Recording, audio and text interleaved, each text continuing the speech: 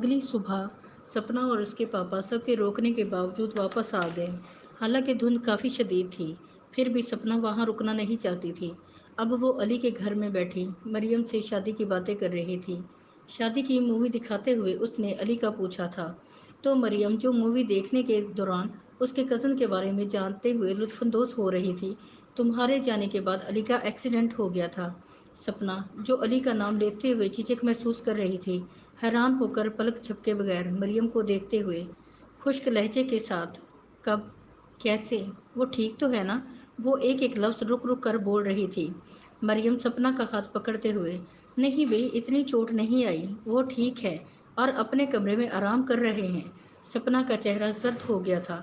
مریم اس کے چہرے کو دیکھ کر مسکرا کر، تم ایسا کرو، پہلے علی سے ملاؤ، مجھے سب پتا ہے۔ سپنا، کیا؟ مریم مسکراتے ہوئے، میڈم، کبھی عشق بھی چھپتا ہے، میں نے دیکھا ہے تم دونوں کو۔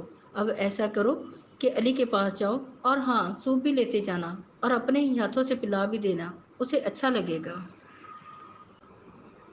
اب مریم سپنا کی ٹانگ کھینچ رہی تھی اور سپنا شرما رہی تھی۔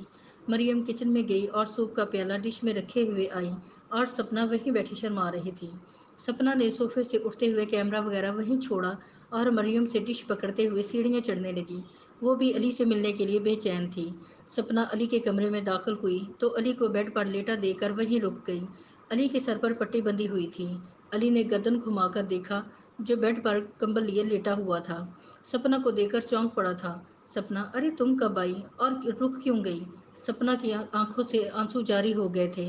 وہ ایک ایک قدم اٹھاتی ہوئی علی تک پہنچی۔ علی نے اس کا ہاتھ پکڑ کر اسے اپنے پاس بٹھا لیا۔ سپنا کے آنسو مسلسل چڑھ رہے تھے۔ علی نے اس کے ہاتھ سے ڈش پکڑی اور بیڈ کی سائڈ ٹیبل پر رکھ دی اور مسکراتے ہوئے بولا، کیا ہوا، کیوں رو رہی ہو؟ سپنا کی نظر اس کے سر پر بندھی پٹی پر تھی۔ اس کی نظروں کو سمجھتے ہوئے، بہت درد ہو رہا ہے۔ اب سپنا کو علی پر ترس آ رہا تھا اور وہ اس کے تھوڑا قریب ہونے لگی تھی۔